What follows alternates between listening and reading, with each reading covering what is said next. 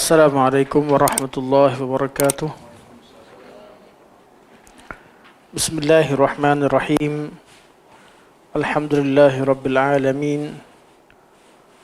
Nahmadullaha ta'ala wa nashkuruh wa nusalli wa nusallimu ala sayyidina Muhammadin alladhi ballagha ar-risalah wa adda al-amanah wa nasaha al-ummah hatta ataahu al-yaqin wa ala alihi wa sahbihi ajma'in. Subhanaka la ilma lana illa ma 'allamtana innaka antal alimul hakim. Rabbi shrah li sadri wa yassir li amri wahlul 'uqdatam min lisani yafqahu qawli, amma ba'd. Fa inna asdaqal hadits kitabullah wa khairal hadi hadi Muhammadin sallallahu alaihi wasallam wa syarrul umuri muhdatsatuha wa kullu muhdatsatin bid'ah wa kullu bid'atin dhalalah wa kullu dhalalatin finnar, thumma amma ba'd.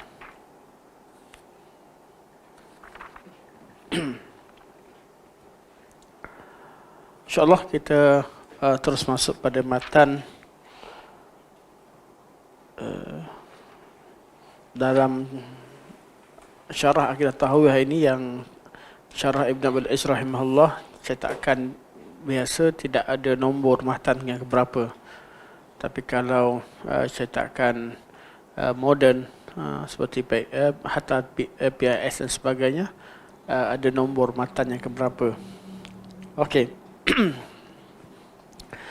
Allah Subhanahu wa taala memerintahkan kita taat kepada pemerintah. Kita masuk bab pemerintah, taat pemerintah.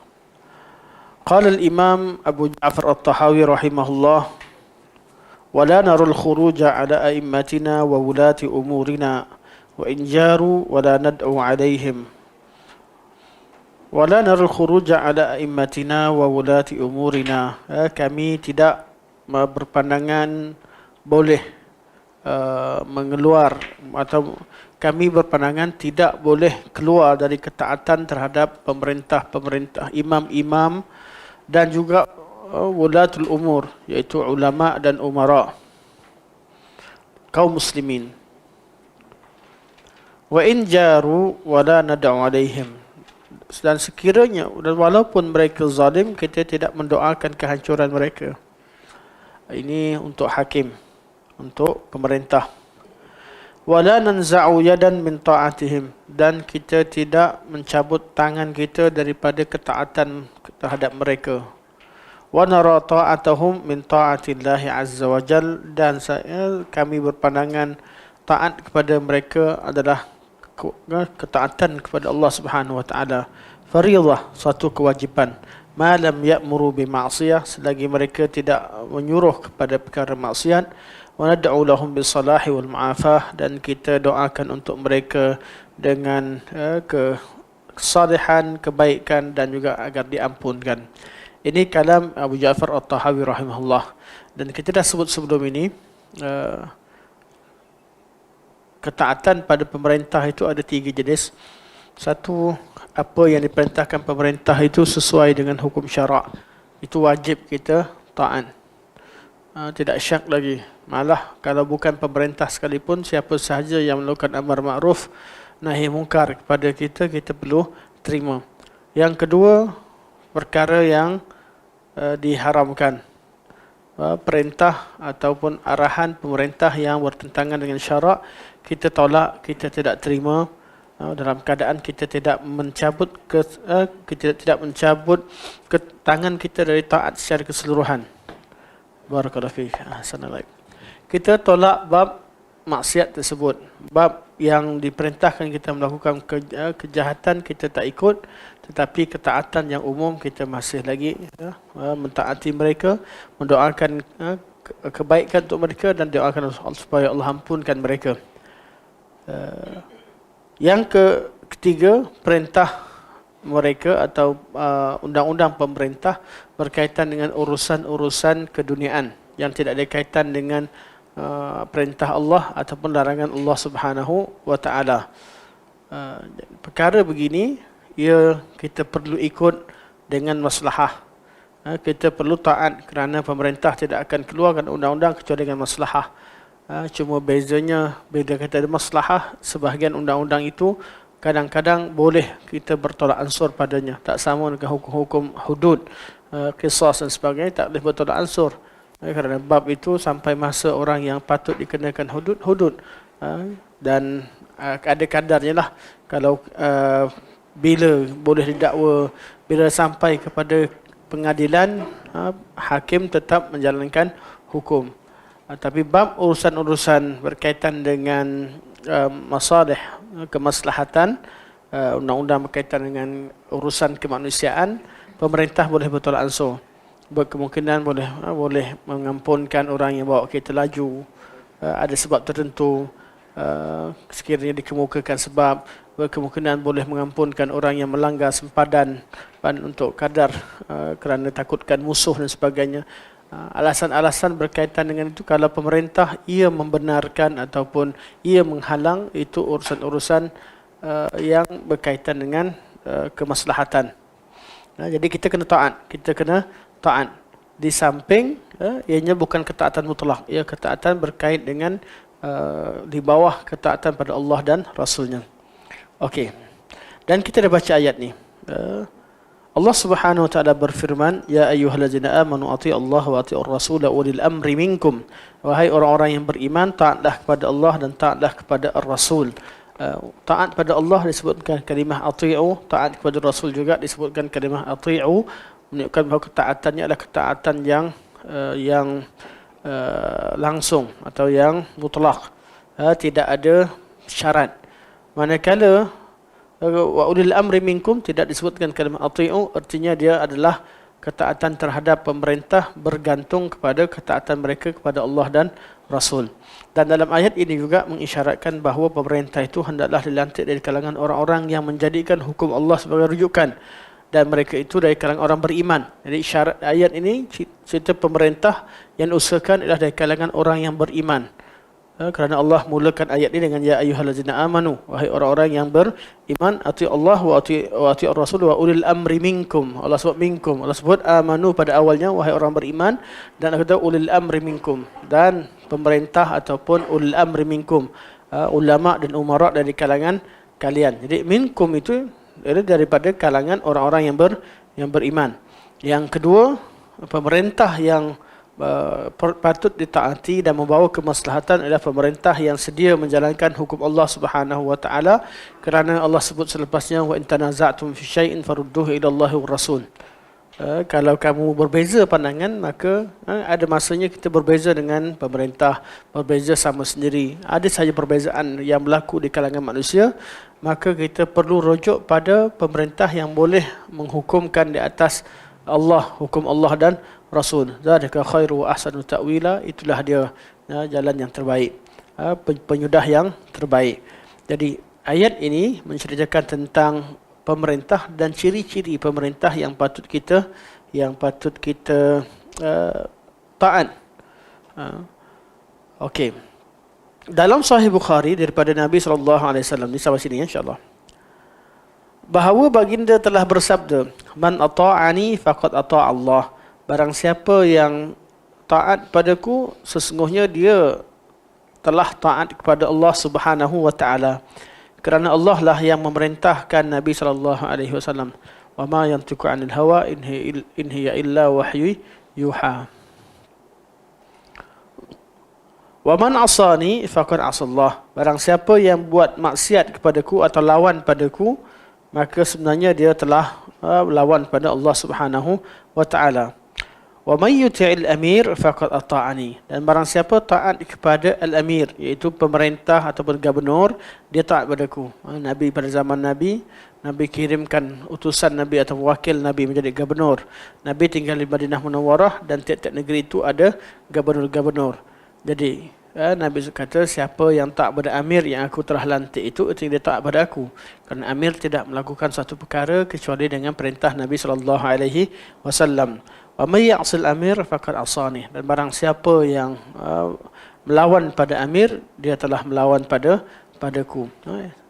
Jadi kita perlu wujudkan pemerintah yang adil, pemerintah yang melaksanakan hukum Allah Subhanahu wa taala, dan daripada mereka lah akan terlantiknya ketua-ketua dari kalangan orang yang beriman. Kerana mereka orang-orang yang beriman, mereka akan melantik orang-orang yang selayaknya untuk memegang jawatan sebagai wakil kaum muslimin dalam urusan dunia mereka. Diriwayatkan daripada Abu Dzarrin telah berkata, Inna khalili awsani an asma'a wa uti' wa in kana 'abdan habsyian mujadda' al-atraf. Sesungguhnya khalili itu kekasihku. Walaupun disebut sini bapa saudaraku, tapi sebenarnya kekasihku, iaitu Rasulullah sallallahu alaihi wasallam. Inna khalili awsani, telah berpesan padaku, an asma'a wa uti', supaya aku mendengar dan taat. Didahulukan kalimah dengar sebelum taat. Kerana kadang-kadang kita buat ketaatan tanpa dengar perintah, kadang perbuatan yang kita sangka baik itu bukan satu ketaatan. Dalam urusan dunia sekalipun, si kakak pandai-pandai pukul adik sebab adik tumpahkan susu, contoh, tumpahkan air, tumpahkan susu. Ikutkan kakak dia jaga adik, tapi oleh kerana tindakan dia bukan dengan perintah mak atau perintah ayah dia, mak dan ayah marah pada kakak. Sentiasa kita rasa bersalah bila kita buat sesuatu, kita anggap kita taat tapi tidak dihargai. Kenapa? Hakikatnya kita tak taat sebab kita tak dengar dulu, kita tidak dengar dulu. Untuk urusan agama juga begitu. Ada orang yang suka buat ketaatan yang direka-reka tapi dia tak dengar apa yang diperintahkan oleh Allah dan Rasul. Sehingga ketaatan yang mereka sangkakan sebagai taat itu sebenarnya merupakan satu bid'ah yang ditolak dalam agama.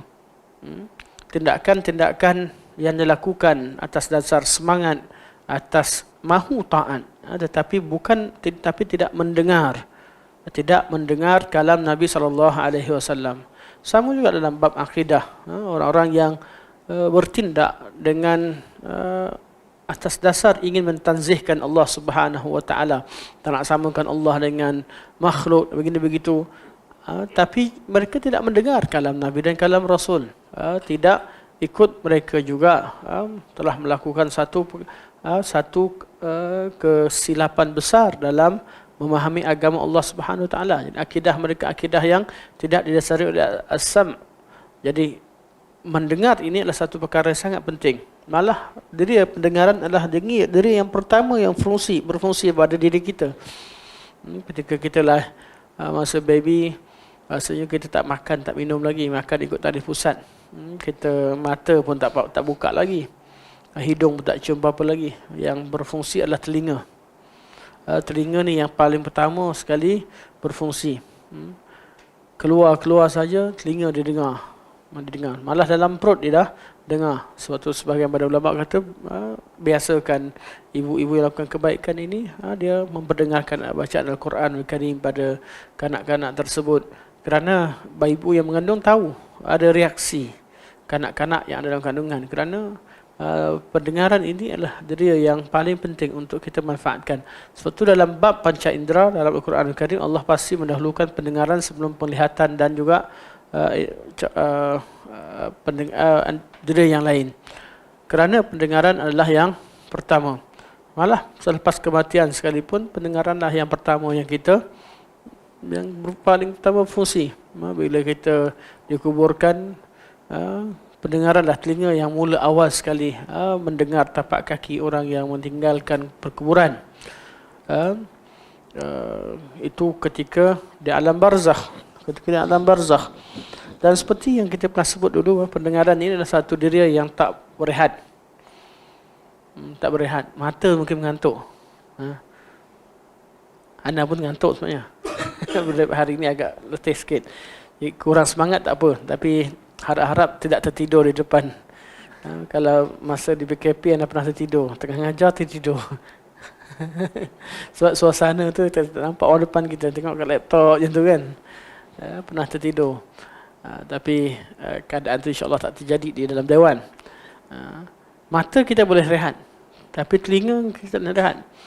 Mata kita boleh tutup mata, telinga macam mana? Tak boleh tutup. kita ambil tangan sumbat sekalipun, masih dengar lagi. Telinga. Deria yang berfungsi 24 jam. Dan kalau telinga ni tertutup, sudah pasti orang tu tertidur. Kalau tutup, kalau kejap dia telinga ni dia leka, maksudnya dia leka kejap, maksudnya dia dah tertidur. Patut Allah kata fadarabna ala adanihim. Ashabul Kahfi ni Allah bertidurkan dia, Allah tutupkan telinga dia. Mana dia boleh tertidur kerana Allah Subhanahu Wa Taala tutup telinganya. Dalam hadis ini disebutkan kalimah asma' aku supaya aku mendengar wa ati'. Kerana ketaatan itu tidak boleh datang daripada kehendak kita. Ketaatan itu datang daripada pendengaran. Kita dengar. Sebab itu sebelum kita menjalankan sebuah SOP, kita kena dengar dulu apa SOP yang disebutkan oleh pemerintah. Sesungguhnya kata Abu Dzar Al-Ghifari radhiyallahu anhu qala inna khalili awsani an asma'a wa uti'. Kekasihku berwasiat padaku atau bersan padaku agar aku mendengar dan mentaati. Kepada siapa? Pada pemerintah. Kita kata walil amarnya dua, ulama dan umara. Jadi kalau kita tengok pada hadis, ada hadis yang lebih kepada umara, ada hadis lebih kepada ulama. Tapi secara umumnya kalimah ini digunakan pakai untuk dua kelompok ini. Hadis ini zahirnya untuk golongan umara. Nabi pesan supaya, kata Abu Dzar, kekasihku pesan padaku agar aku mendengar dan mentaati. Wa in kana 'abdan habsyian. Walaupun dia seorang hamba Habsyi. Seorang hamba Habsyi. Kenapa sebut hamba Habsyi? Kenapa Nabi bagi perumahan hamba Habsyi? Sebab sudah tentu dia jadi khalifah tak sah. Syarat menjadi khalifah adalah di kalangan Quraisy.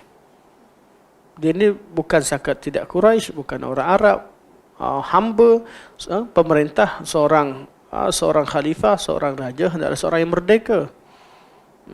Kalau Quraisy nampak kita akan tertanya kenapa Quraisy? Kita dah sebutkan sebelum ni. Quraisy adalah satu kabilah yang tak ada satu kabilah pun kata dia lebih daripada Quraisy. Tak ada siapa yang berani kata keturunan saya lebih tinggi daripada keturunan Quraisy, tak ada. Sebab tu orang-orang yang geng-geng yang keturunan Nabi ni bangga lebih kadang-kadang. Bangga betul lah. Keturunan Nabi SAW satu kemuliaan. Tetapi kemuliaan itu tidak ada gunanya apabila bertentangan dengan syarak. Tapi kalau serta dengan syarak yang disertai dengan ada keturunan dan sebagainya, keturunan itu dari segi qada' Allah menjadikan bangsa yang terbaik adalah bangsa Quraisy. Bangsa Arab yang daripada kabilah Quraisy tidak dinafikan. Sebab tu wilayah uzma ataupun khilafah yang umum itu hendaklah dari Quraisy. Sebab itulah kaum Ansar boleh menyerahkan jawatan khalifah kepada Abu Bakar, kemudian kepada Umar, Uthman dan Ali, kepada Muawiyah sebagainya. Kenapa kaum Ansar tidak? Mereka tahu bahawa jawatan itu adalah milik Quraisy untuk kemaslahatan, Hatta Al-Mahdi di akhir zaman sekalipun dari kalangan Quraisy. Sekarang ni jadi hamba kalau dalam keadaan tertentu. Kita duduk di mana sekalipun, kita akan terjadi situasi orang yang tak layak jadi pemimpin. Atau terlantik orang-orang yang tidak sepatutnya dilantik. Kat sinilah yang menjadi, sinilah pesanan Nabi SAW. Ramai orang dia tak nak kata, dia ni bukan layak pun. Tak. Kalau dia dah jadi pemimpin, kalau dia dah dilantik sebagai pemimpin yang sah, ketika dia memimpin, kita kena terima. Abu Dzar Al-Ghifari daripada kabilah Arab yang mulia, Ghifar. Nabi pesan, kalau ada hamba yang jadi khalifah atau jadi ketua kamu kena dengar. Walaupun dia hamba Habsyi. Satu dia hamba, dia bukan merdeka. Yang kedua dia Habsyi, bukan Arab. daripada Habasyah. Jadi syarat itu tidak cukup. Tetapi Nabi suruh taat kepada pemerintah tersebut. Dan dari segi kekuatan pula, Nabi kata mujadda' al-atraf, cacat, keempat-empat, dua tangan dua kaki yang cacat. Apa lagi tinggal? Ada ke pemerintah yang sampai ke tahap begitu? Tak ada. Tapi Nabi nak tekankan pentingnya dengar dan taat kepada pemerintah yang sah. Apa gunanya ada pemerintah kalau tidak taat? Tidak bererti kita tidak boleh menyuarakan suatu pandangan dan sebagainya. Pemerintah itu dasarnya ada amar ma'ruf dan nahi munkar, tapi dengan tidak mencabut ketaatan ataupun mengangkat senjata melawan pemerintah. Hendaklah dengan cara yang baik, cara yang mendatangkan kemaslahatan untuk umat. Okey.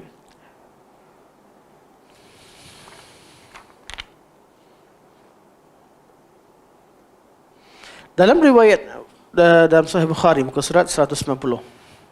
Wa 'inda al-Bukhari walau li habasyiin ka'anna ra'sahu zabibah. Walaupun pemimpin itu dimiliki oleh seorang Habasyi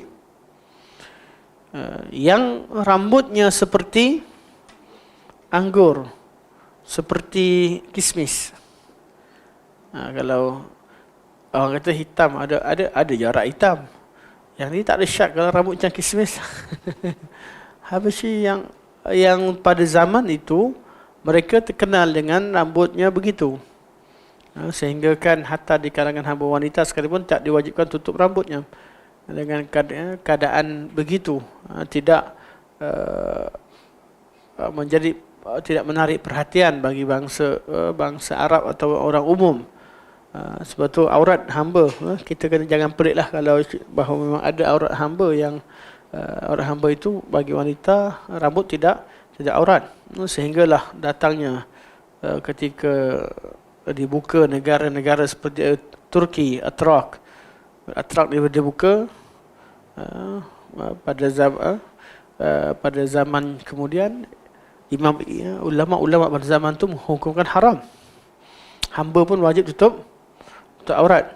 Pada satu ketika dahulu hamba tidak wajib menutup kepala mereka kerana mereka dihukumkan seperti kanak-kanak, tidak sempurna. Adakah tidak adil? Tidak. Itu untuk membezakan, sangat penting. Aurat seseorang itu title dan kedudukan dia kena jelas. Jangan pula tiba-tiba mengaku jadi akulah Habib, sedangkan tak ada keturunan dari mana pun tak tahu. Cuba mengaku keturunan Nabi. Kalau yang betul-betul lah. Tapi yang ada yang mengaku-mengaku, ada yang cuba-cuba dan banyak berlaku sehingga kan diwujudkan jawatan kuasa khas tiap-tiap negara untuk cek salah silah. Kerana ramai yang mendakwa. Kalau tak ada jawatan kuasa yang cek, habislah semua nak mengaku dia keturunan Nabi. Yang mengaku keturunan raja tu lain cerita lah. Ada kawan dia pergi Kelantan, dia mengaku dia keturunan raja. Kawan-kawan dekat lah, kawan berkawan. Jadi percayalah budak-budak Kelantan ni. Minta maaf. Kononnya dia orang istana semua sekali. Ada je. Ada saja manusia yang begini. Kita tahu, kita kenal, yalah kita tahu kampung dia mana. Jadi ada saja manusia yang begitu. Mentang-mentang orang tak tahu. Jadi begitu keadaannya. Seorang hamba hendaklah dia berperanan ataupun berperangai seperti hamba. Seorang merdeka mesti dengan merdeka. Itu kalau wujud pada zaman wujud sekalipun perlu begitu. Tidak ada perkara yang perlu disembunyikan. Tak apalah hamba sementara jadi hamba. Kemudian dimerdekakan. Hamba yang baik akan dimerdekakan. Hamba mukminah, kisah jariah. Bila orang nak merdekakan, cari hamba mana? Hamba baik ke hamba jahat? Hamba yang baik. Tak apalah, biar dalam keadaan tertentu jadi hamba yang baik. Dan ikutkan pada syarat asal, mereka tidak layak untuk menjadi pemerintah. Tetapi kalau ditakdirkan satu ketika, sebab itu kerajaan Mamalik, mereka asal berhamba. Asal daripada hamba jadi pemerintah. Ulama tetap hukumkan kena taat pada mereka. Terjadi pada zaman selepasnya. Terjadi pada zaman selepasnya. Dan berkaitan dengan usul otak pemerintah ini sangat penting. Kerana zaman sekarang makin ramai orang yang menjadikan perkara ini sebagai perkara politik.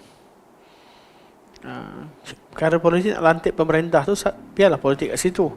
Tapi jangan pemerintah yang dah sah, tak ditaati. Nak dengar kat siapa? Terutamanya kaki tangan kerajaan yang tak terlibat politik, yang memang mereka sentiasa menjalankan tugas kerajaan yang berdasarkan kepada undang-undang. Taatlah. Siapa lagi kita nak taat? Kalau semua orang nak bertindak secara sendiri, huru-hara. Huru-hara. Kecuali dalam perkara yang ada kemaslahatan. Kita tahu ketaatan pada bab-bab tertentu, kalau ada kemaslahatan yang lebih, kelihatan lebih sebagainya, itu perlu dibincangkan lebih detail, perkara-perkara tertentu. Bukanlah mutlak. Seperti ketika Imam Ahmad dilarang untuk bercakap atau berkuliah di GAM. Adakah artinya yang di GAM? Dengar. Tapi bukan berarti beliau menyembunyikan ilmu. Ada di kalangan anak-anak murid beliau yang pergi ketuk pintu seperti peminta sedekah, tetapi sebenarnya mendengar hadis Nabi SAW, mendengar nasihat dan sebagainya. Syekh Al-Albani rahimahullah, di rumahnya tak dibenarkan ceramah, tapi ramai yang hadir bertamu, sambil bertamu, rakaman, tuan-tuan tengok kat YouTube banyak rakaman-rakaman ketika majlis beliau menyambut tetamu, ketika orang datang ke rumahnya dan sebagainya. Ilmu tetap perlu disampaikan. Ilmu perlu tetap disampaikan, kerana kalau pemerintah mewajibkan kita meninggalkan penyampaian ilmu, itu satu perkara bertentangan dengan syarak. Tetapi kadar yang diletakkan mungkin tak dibenarkan di mimbar, mungkin tak dibenarkan di berkhutbah dan sebagainya. Itu kalau itu yang ditetapkan, ya kita perlu terima. Wa fi sahihaini, dan dalam hadis sahihaini أيضا على المرء المسلم السمع والطاعة. Nabi kata wajib ke atas seorang muslim itu mendengar dan taat. Mesti sebut dengar dulu sebelum taat.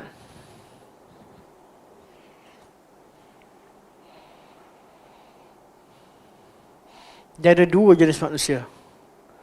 Satu manusia yang dengar tapi tak taat. Dia tahu tapi tak patuh, tak ikut. Yang kedua, manusia taat tapi tak dengar. Dia buat mandai banyak. Sebab tu dua ni asam wa ta'ah sering disebutkan. Dan punca tidak asam wa ta'ah jugalah. Punca al-maghdubi alaihim al-dhalin. Al-maghdub yang dengar, yang tahu, ataupun yang tahu maklumat tapi tidak ikut. Al-dhalin yang cuba taat tapi tak nak dengar syariat Allah Subhanahu wa ta'ala. Kita akan dapati hadis Nabi itu selari. Daripada awal hingga akhirnya tidak ada pertentangan. Kenapa? Sebab wahyu. Kalau manusia ni, mungkin kalau kita dengar balik, kan sekarang ni ramai orang buat, kita orang politik kena kan, tahun sekian cakap macam ni, tahun sekian cakap macam ni. Itu manusia. Manusia biasa, semua orang ada. Kalaulah dirakam semua, dan orang cuba nak troll, nak tengok ucapan kita, pendirian kita. Dulu syadid kat sini, sekarang dah tak slow. Dulu marah, ini sekarang dia pula buat. Dulu dia buat, sekarang dia pula haramkan. Itu kita. Rasulullah maksum. Maksum. Dalam penyampaian maksum, Nabi tak salah. Dalam agama Nabi maksum. Nabi tidak salah. Urusan-urusan kemanusiaan juga Nabi paling sempurna. Tidak maksum tapi paling sempurna. Tapi kesempurnaan manusia tetap ada kekurangannya. Ada masanya sifat manusia itu, manusia paling sempurna juga melakukan kesilapan. Sempurnanya Nabi SAW, tetap Nabi pernah bermasam muka dengan Abdullah ibnu Ummi Maktum radhiyallahu anhu. Sempurna Nabi SAW, Nabi pernah mengharamkan madu.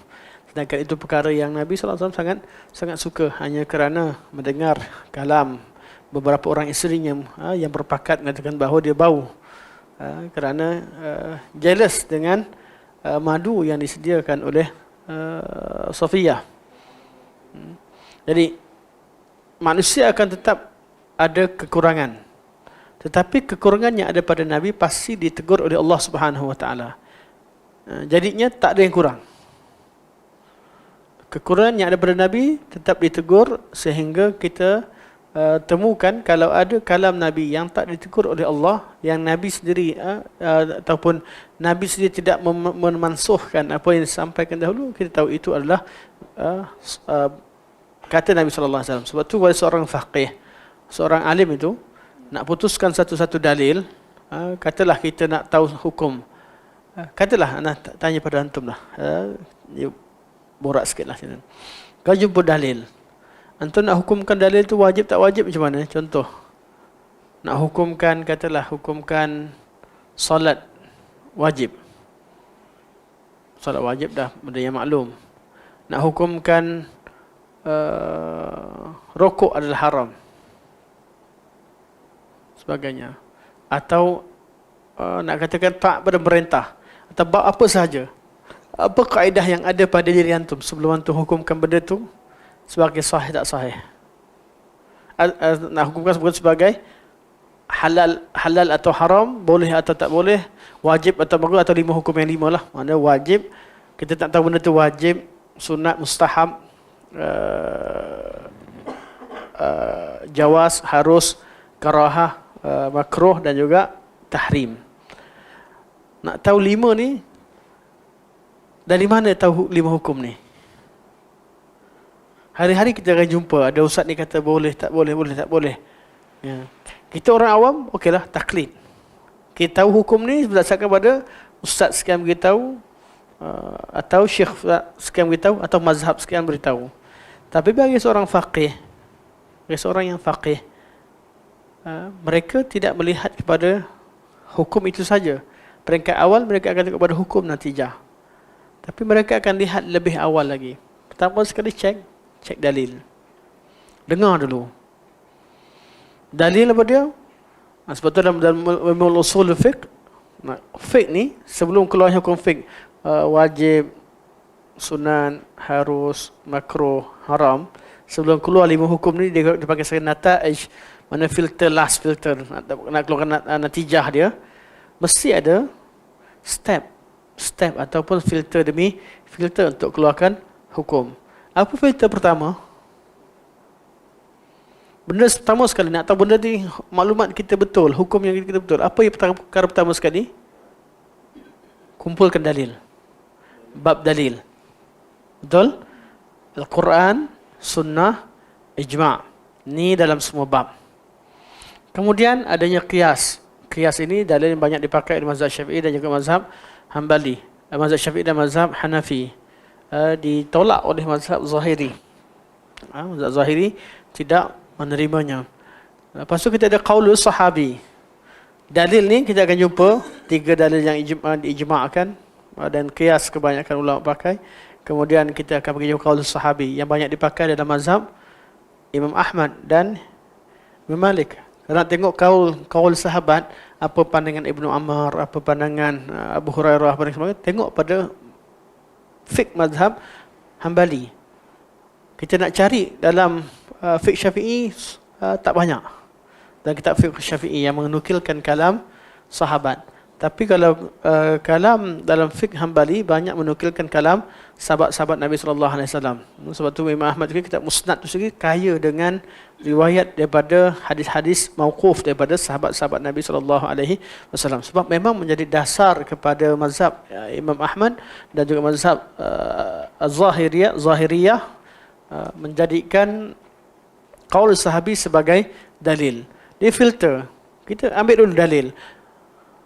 Kalau sesuatu perkara tak ada dalil, selesai dah, settle. kita katalah kaul tu ada dalam Quran, sunnah, ijma', selesai. Dan mana ada dalil, kita kata ada dalil. Tak ada kaul Al-Quran, sunnah, ijma', ada qiyas, okey, ada dalil, tapi dalilnya qiyas. Tak ada kaul sahabi. Kemudian ada apa? Ada amal ahli Madinah contoh. Al-Madinah dipakai oleh Imam Malik. Imam Malik duduk kat Madinah, sahabat tinggal Madinah, tidak ada bid'ah di Madinah Al-Munawwarah. Disepakati anak-anak sahabat tinggal di sana, tabi'in sampai zaman Imam Malik, dan di sana ribuan sahabat kat sana. Kalau tempat lain mungkin seorang pergi sana, 4-5 orang sana bertebaran di seluruh dunia. Tapi di Madinah ribuan sahabat. Jadi amalan mereka itu menjadi rujukan.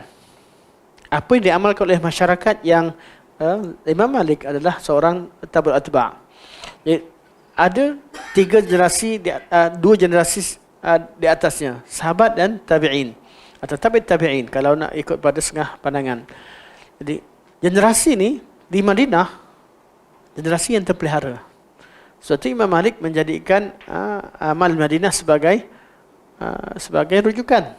Amal ulama Madinah, bukanlah amal orang awam ada je. Amal ulama Madinah yang dipegang oleh ulama-ulama Madinah. Ini namanya filter. Dan ada seperti dalam mazhab Imam Abu Hanifah, dia ar-ra'yu, pandangan. Ar-ra'yu bukan akal. Akal bukan sumber syara', tapi ar-ra'yu. Ar-ra'yu artinya pandangan. Ar-ra'yu berdasarkan kepada dalil. Pemahaman berdasarkan kepada dalil. Ini semua dalil. Lepas kita tahu dalil, selesai tak? Tak. Dia pergi kepada dalalah. Kita pergi pada bab dalalah. Dalalah ada 2 jenis dalalah. Kita nak ambil dalalah yang kita ambil dalalah ni maksud apa maksud daripada apa yang terkandung dalam dalil tersebut. Dan kat sini yang perlu diingatkan kepada ramai di kalangan sahabat-sahabat kita yang salafiyah, ia dah mula mencari dalil, perlu belajar sedikit memahami bagaimana ulama memahami beristidlal atau mencari dalalah pada nas. Dalalah pada nas dan dalalah pada berkaitan dengan hukum taklifi.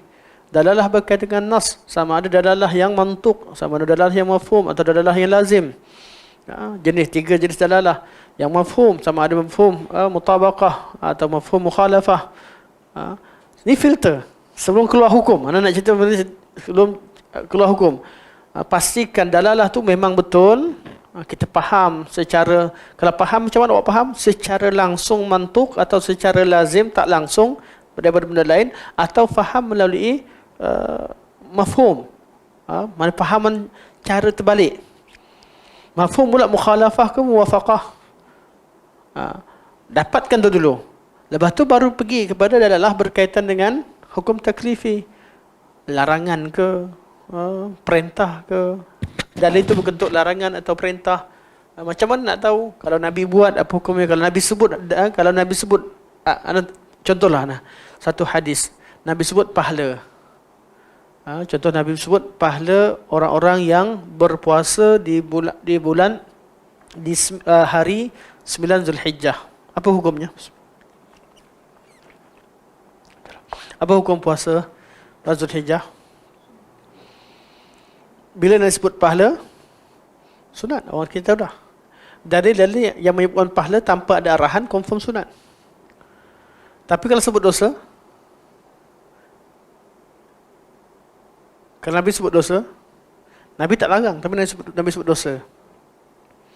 Haram ke makruh? Haram. Dia bukan lawan makruh, jadi lawan haram. Adalah mana ada bab yang kita belajar berkaitan dengan al-amr, an-nahi, berkaitan dengan al-jawaz, berkaitan dengan al-tahrim dan sebagainya dalam dalalan. Lepas pada itu kita akan pergi filter seterusnya. Akan selesai tak? Tengok am dan khas. Adakah tu semua untuk am atau ada mukhassas? Selesai? Tak. Tengok dulu. Pada masa dia, adakah dia tengok pada nasih dan mansukh? Nasah atau tidak? Hukum dia. Sehingga keluarnya natijah wajib yang ada pada dalil tadi valid atau tidak. Kita katakan dia wajib atau sunat atau harus atau makruh atau haram. Kerja yang jauh. Nak tahu satu-satu tu kena kumpulkan dalil dan macam-macam lah. Apa jadi masalah pada masyarakat kita dalam banyak perkara ketika mereka melakukan ketaatan?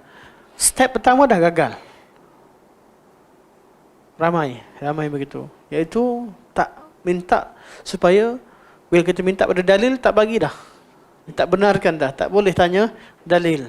Jadi macam mana nak sampai pada step? Macam mana hukum tu sampai? Jadi dia nak sekat orang ikut tanpa memahami.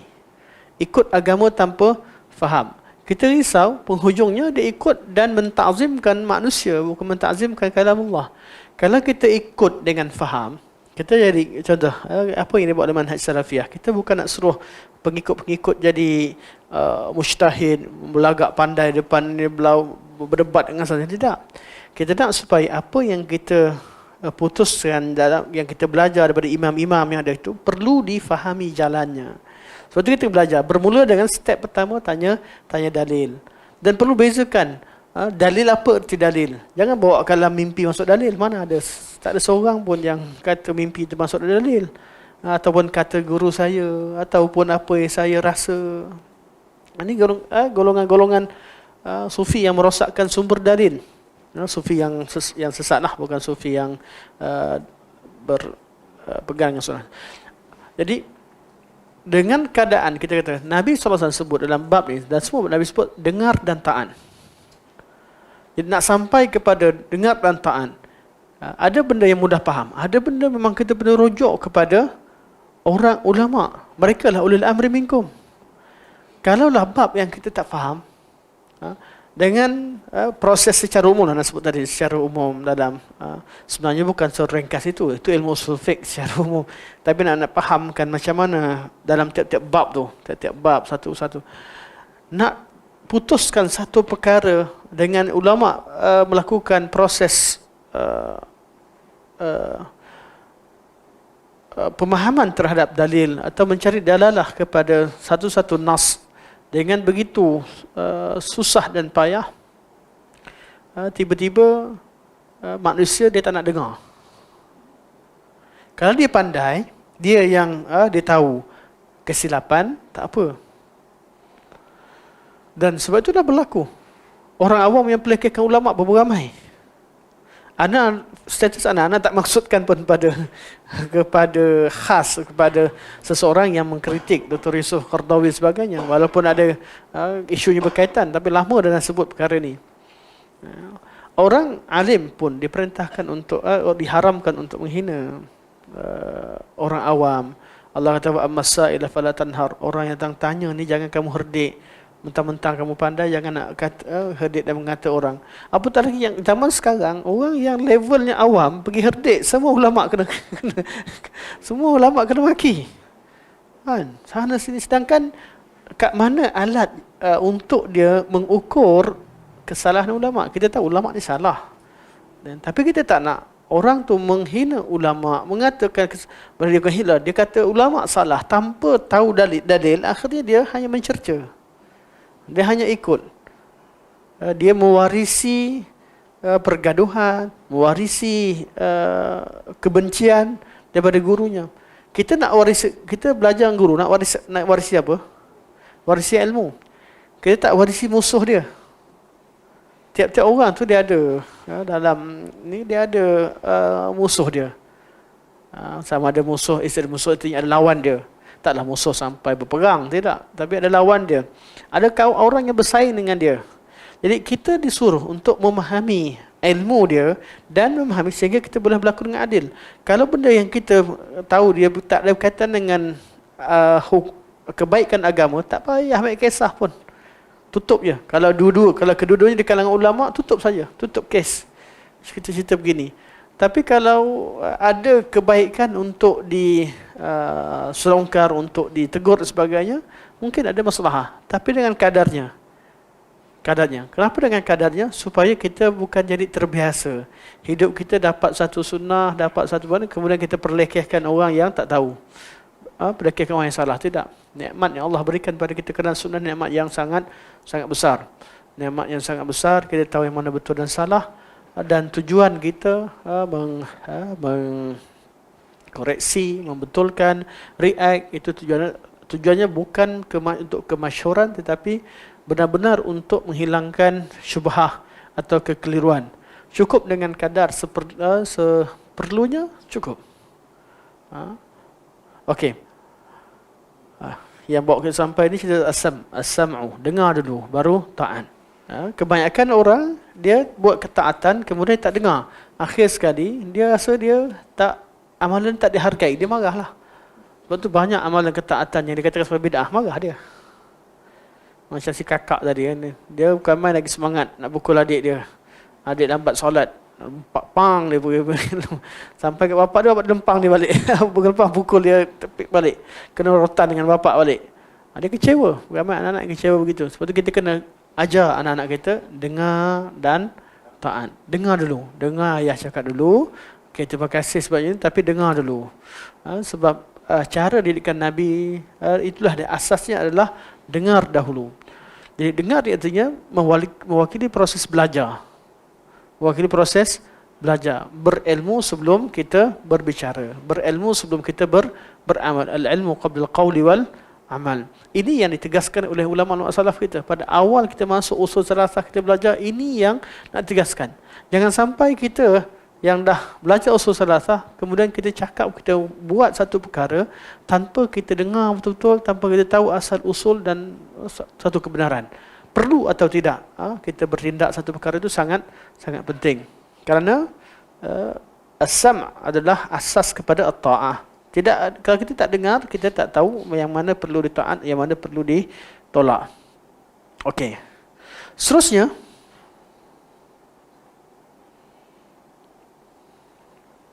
Nabi kata, "Alal mar'i al-mar'il muslim as-sam'u wa ta'ah." Wajib ke atas seorang muslim dia dengar dan taat. Fima ahabba wa karih. Sama ada perkara yang dia suka atau perkara yang tak suka. Taat bukan benda yang suka je.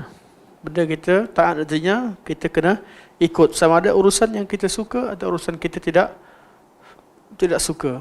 Illa ayyumara bima'siyah, kecuali kalau dia perintahkan untuk buat maksiat. Tak bolehlah. Untuk maksiat ni perintah untuk maksiat kita tak boleh taat. Tapi untuk urusan-urusan keduniaan dan urusan-urusan kebajikan kita perlu taat walaupun kita tak suka. Ada setengah negara bila askar dah kurang perang, semua lelaki diwajibkan dipaksa jadi askar. Taat tak? Taat lah. Sampai satu ketiganya taat. Kecuali dia askar untuk serang negara Islam, untuk serang umat Islam, masa tu tidak ada ketaatan pada maksiat. Cari jalan untuk jauhkan diri daripada terlibat dalam perkara tersebut. Kerana itu masa tu dah berlaku fitnah. Berlakunya fitnah. Okey. Fa in umira bi ma'siyatin, sekiranya dia diperintahkan dengan buat satu maksiat, fala sam'a wala ta'ah, maka tidak ada dengar dan tidak taat. Dengar pun tak payah, taat pun tidak. Sebab tu bila kita duduk dalam sebuah masyarakat, kemudian kita dipaksa untuk buat bid'ah, banyak berlaku tidak? Banyak berlaku. Kita perkara yang kita tahu ianya mungkar. Jadi fala sam'a wala ta'ah, tak boleh gunakan hujah. Ini dah diperintahkan oleh pejabat sekian dan sekian. Kalau perkara itu, sebab tu kena pastikan dulu. Perkara yang berbeza, tak boleh kat sini yang di-stopkan.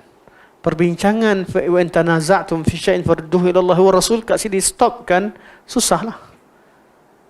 Kita berprinsip untuk dengar dan taat. Kecuali pada perkara maksiat. Urusan-urusan berkaitan dengan apa yang berlaku, walaupun manhaj salaf ini mengajak manusia kepada ketaatan dan sebagainya, tapi ada setengah perkara kita tak boleh taat sebab adanya setengah tempat, setengah perkara adanya perintah untuk melakukan perkara yang tidak selari dengan sunnah. Sebab itu nak selesaikan macam mana? Setelkan dulu yang mana sunnah, yang mana tidak, dengan adanya perbincangan ilmiah. Bukan diketepikan tokoh-tokoh yang mengkritik, tetapi hendaklah dibawa dan dibincangkan. Kalau dia bukan tokoh, buang dia terus daripada dunia keilmuan. Buang artinya biar dia pergi ke dunia pelajar. Bukan maksudnya buang dia pergi hantar ke mana-mana. Kalau dia bukan tak selayak yang menjadi di kalangan ilmuwan, jadi ahli mesyuarat ataupun ahli-ahli ilmu, buangkan dia daripada situ, bawa hantar dia ke tempat belajar dulu. Ramai orang yang sebenarnya dia berada di level sebagai penuntut, tetapi diletakkan di tempat yang tinggi. Atau sebaliknya, orang yang mempunyai ilmu yang tak dihiraukan ramai. Jadi tugas pemerintah adalah mewujudkan perkara ini supaya bila berlakunya perselisihan, tak mungkin seorang mukmin dengan mukmin itu berselisih kecuali tidak diselesaikan apakah erti ketaatan sebenar atau yang mana taat, yang mana maksiat. Betul, urusan-urusan berkaitan dengan perkara khilafiyah, betul, khilafiyah yang mu'tabar, yang memang tidak ada perselisihan, memang hanya bezanya ijtihad, tak ada masalah. Tapi kalau perbezaan antara nas dengan dalil dengan bid'ah dan sebagainya, urusan ini perlu diselesaikan. Itu perlu wujudnya perbincangan ilmiah agar ketaatan kita kepada satu perkara yang diperintahkan, ini ketaatan yang termasuk dalam bab taat kepada bukan urusan maksiat. Jadi Nabi kata, fa in umira bi ma'siyatin, kalau diarahkan buat satu maksiat ni kalau diletakkan bersama dengan bid'ah, dia berbeza dengan bid'ah. Beza kat mana? Maksiat melakukan pelanggaran terhadap hukum syarak, iaitu buat apa yang dilarang. Bid'ah ialah buat sesuatu yang tak disuruh. Tetapi kalau lihat secara umum, semua pelanggaran hukum syarak adalah maksiat. Bid'ah sebahagian daripada maksiat. Kalau lihat secara dengan neraca umum, iaitu apa sahaja yang melanggar hukum syarak, hukumnya haram, adalah maksiat. Tetapi kalau digandingkan kalimah maksiat dengan bid'ah ataupun dikatakan sebagai syubhat wa syahwat, di situ akan ada perbezaan antara dua jenis kesalahan. Jadi kita kata orang yang maksiat ni, dia buat sesuatu dengan syahwatnya walaupun dia tahu, dan orang yang bid'ah buat sesuatu dengan syubhatnya dan tak nak belajar. Dua-dua masalah ni perlu selesai dalam masyarakat. Jadi apa tugas kita sebagai yang bekerja di pusat-pusat ilmiah atau tugas pejabat-pejabat agama dan sebagainya, selesaikan masalah ni. Selesaikan masalah-masalah perkara begini. Bukan masalah khilafiyah perlu didiamkan sepenuhnya. Tidak juga diungkit perkara-perkara yang furu' yang terlalu kecil, yang tidak sepatutnya ada berlaku perbezaan pandangan. Tetapi tak nak ada masalah yang memang berlakunya percanggahan yang sangat jelas. Kalau begitu, maka perlu diselesaikan dengan baik, dengan harmoni. Okey.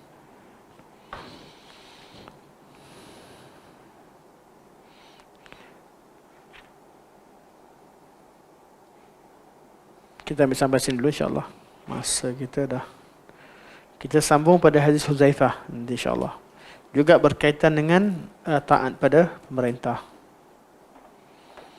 Kita buka ada soalan insya-Allah kalau ada soalan. Silakan.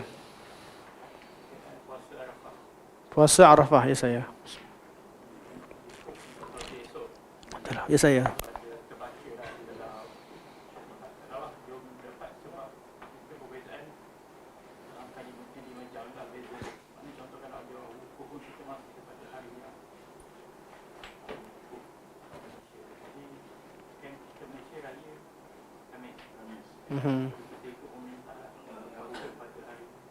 Ya betul. Ya. Persoalannya kat mana?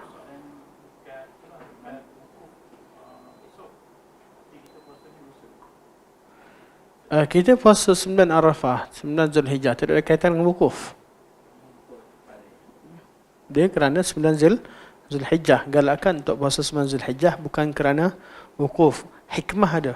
Kita hikmah orang Arafah sedang ada hari yang ke-9, orang di Mekah dia sedang berdoa kepada Allah Subhanahu Wa Taala, mustajab doanya kerana mereka berada di Arafah di hari yang ke-9 sedang melakukan ibadah haji, dan kita juga berpuasa, maka kita juga dimustajabkan doa kerana puasa orang yang doa orang yang berpuasa itu mustajab, ditambah lagi puasa pada bulan Zulhijjah, pada bulan Al-Haram, dan juga pada 10 hari terbaik dunia dan sebagainya, dan juga pada hari matahari yang terbit terbaik. Jadi ada begitu. Tapi secara syariatnya, untuk yang selain buat haji, selain pada orang buat haji, puasa mereka adalah bergantung pada tarikh 9 Zulhijjah. Bukan kepada wukuf. Jelas? Jadi yang ada kat Mekah, mereka wukuf. Mereka tak puasa. Syariat untuk mereka. Mereka, tempat mereka mustajab adalah di Padang Arafah ketika waktu zawal sehingga ketika mereka wukuf lah, waktu tengah hari sampai waktu lepas zuhur sampailah waktu maghrib. Malah selepas maghrib, kalau nak wukuf nak sah tu sampai pada subuh besok lah. Tapi kadar yang Nabi buat tu, Nabi keluar pada Arafah pada selepas masuk waktu maghrib. Nabi pergi ke Muzdalifah. Kemudian Nabi solat jamak takhir di Muzdalifah. Jadi kalau orang tanya macam mana, jangan risaukan bab tu. Kita fokuskan pada bila bulan Zulhijjah. Tapi untuk berdoa, alhamdulillah tak apa. Untuk berdoa, kalau ada orang yang kata nak berdoa ketika orang sedang wukuf, kemudian juga nak berdoa, tak ada masalah. Memang waktunya waktu berdoa. Sepanjang 10 hari ini, waktu kita beribadah, baca Quran dan berdoa, berzikir kepada Allah Subhanahu Wa Taala, terutamanya pada waktu-waktu yang kita tahu yang bertepatan dengan wukuf, tapi tidak jadikan itu sebagai satu syariat yang sendiri. Kita puasa kita adalah kerana 9 Zulhijjah, bukan kerana wukuf. Jelas insya-Allah. Anda tak sempat tengok, anda nampak macam Dr. Basit ada share, tapi anda tak sempat baca status beliau.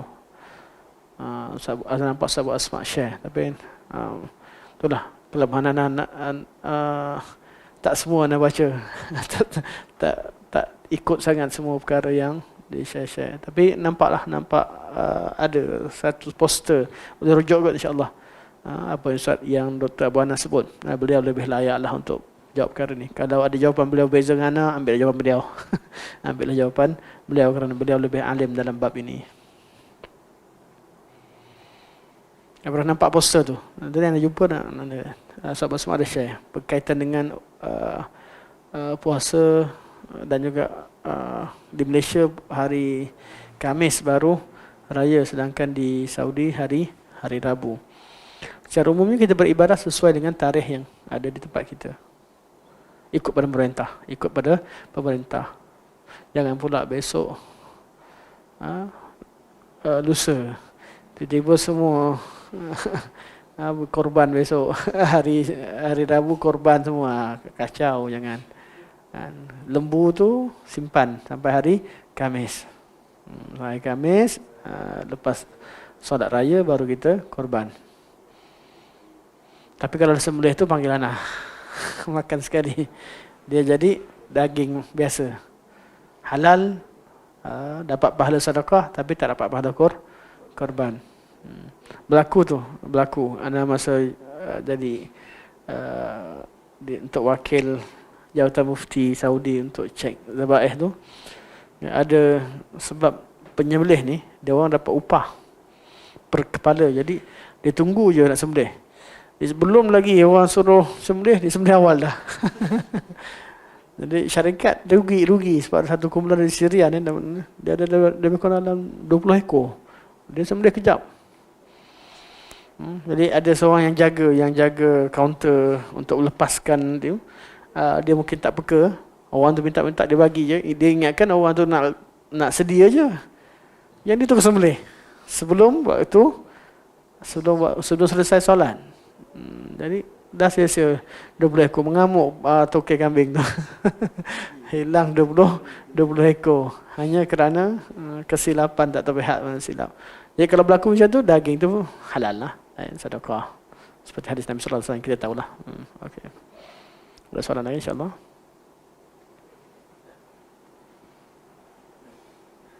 Silakan. Betul.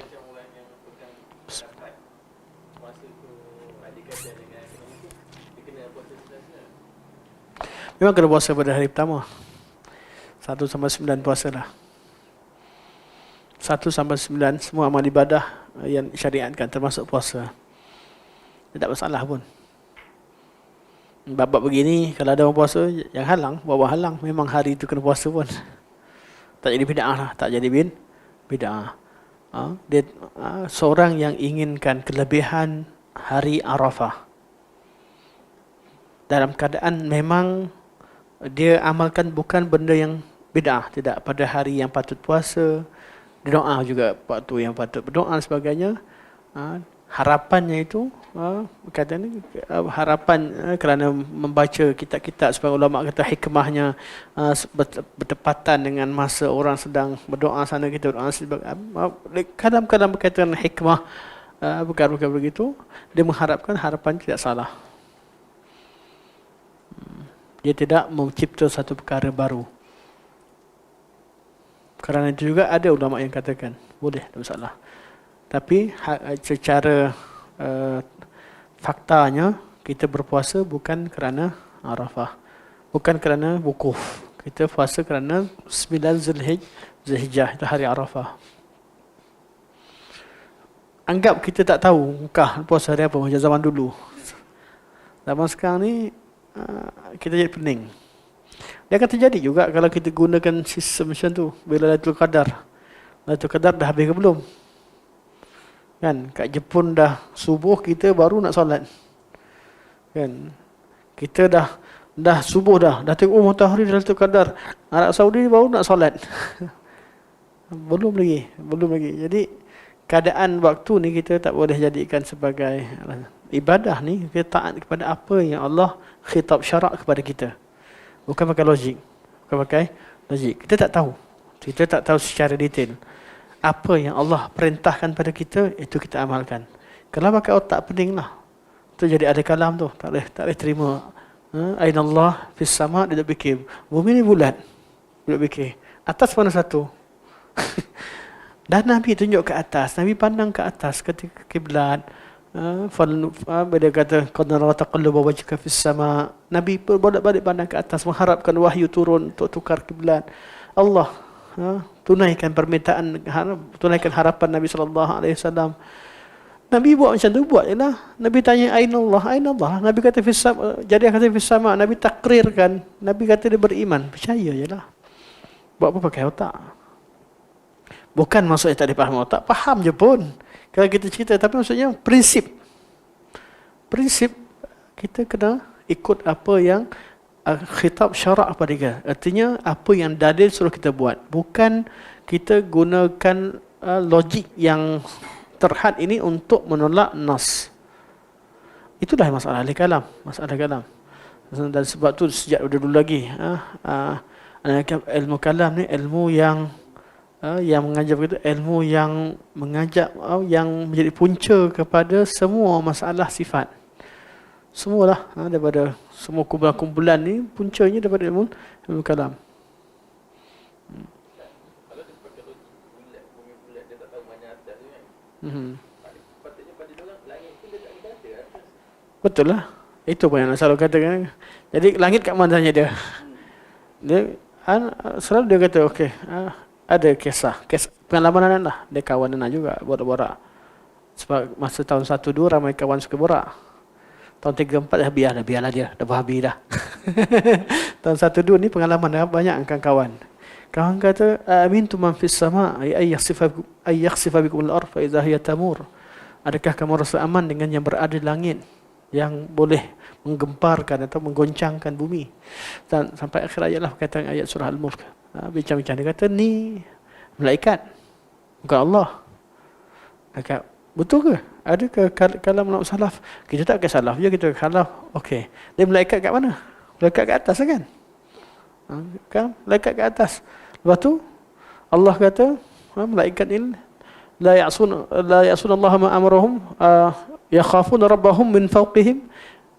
Malaikat takut Rabb mereka yang ada di atas mereka. Biarlah malaikat nak cerita malaikat ke atas pun, tapi ayat lain kata Allah atas malaikat.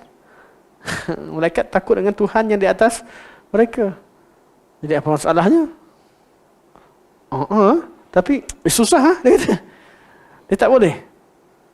Dia faham. Dia dah faham dah. Tapi dia belajar ilmu kalam kata tak boleh. Guru kata tak boleh. Bukan susah nak faham pun. Nak bawa ayat mana pun tak susah. Lepas tu sekarang ni kecoh hadis jariah. Anda tak layan sangat lah. Layan juga. Tapi benda yang sesimpel, mudah faham. Kita ni last 1 minit last ke 11 tak pun lambat jadi kan. Tak apa. Kita ni terima tak terima sifat 20?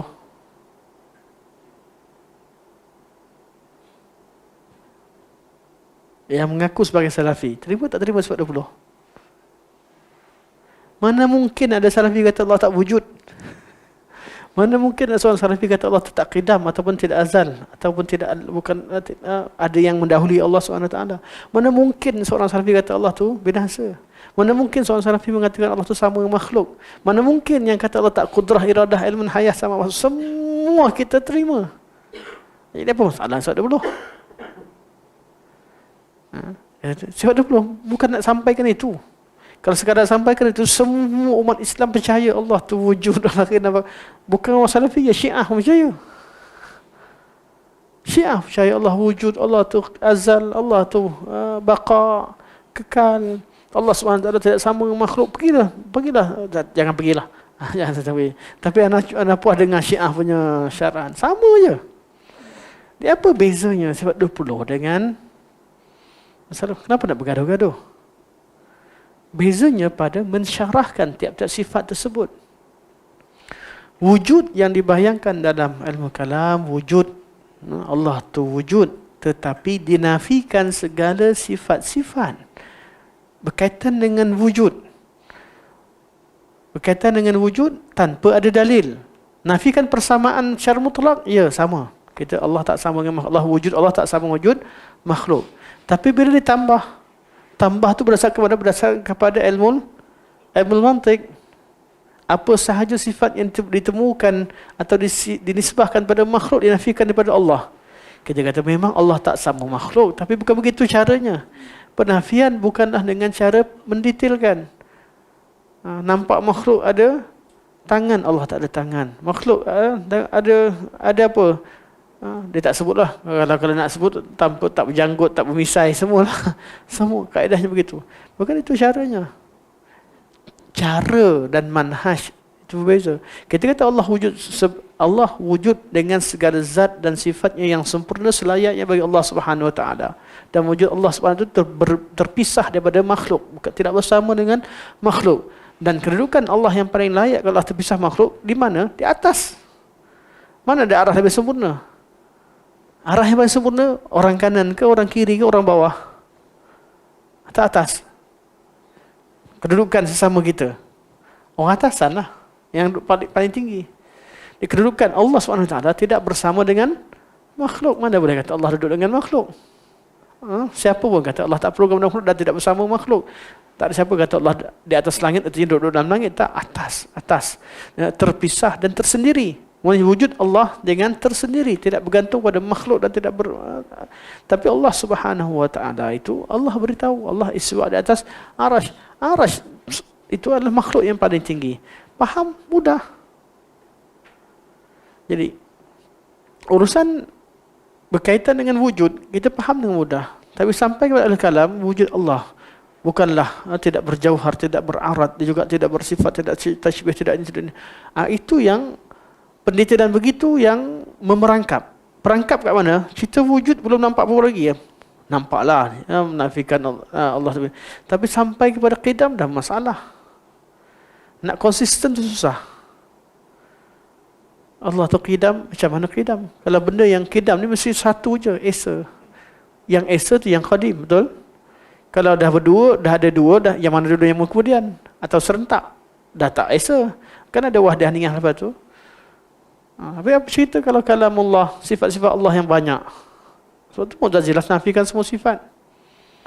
Sebab menafikan sifat qidam, ternafi dengan sifat qidam dengan cara begitu. Dah sejarah dah menunjukkan bahawa mereka Mu'tazilah dah sesat. Jahmiyah tak ada terima kecuali Allah wujud. Sebab apa? Kalau disebutkan Allah tu Allah Subhanahu Wa Taala itu betul-betul bersifat, Allah ada nama, artinya akan sama dengan makhluk. Keadaan begitu dan semua orang kemudian tahu Jahmiyah ni sesat, Mu'tazilah sesat dan sebagainya. Kita tahu bahawa kaedah yang betul adalah kembali kepada cara faham salafus salih sebelum adanya kesalahan-kesalahan ini.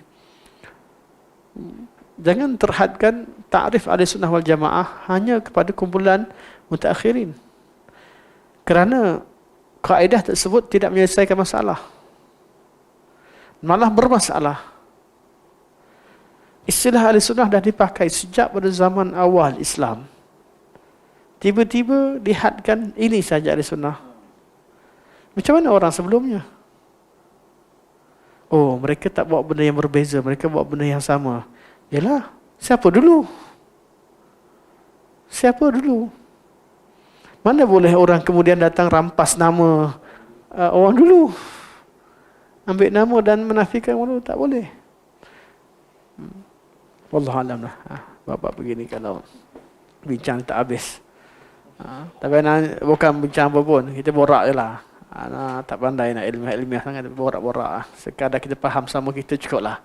Orang tak faham pun tak apalah. Selamat. Yang penting sama kita fahamlah maksud apa yang sampaikan insyaallah.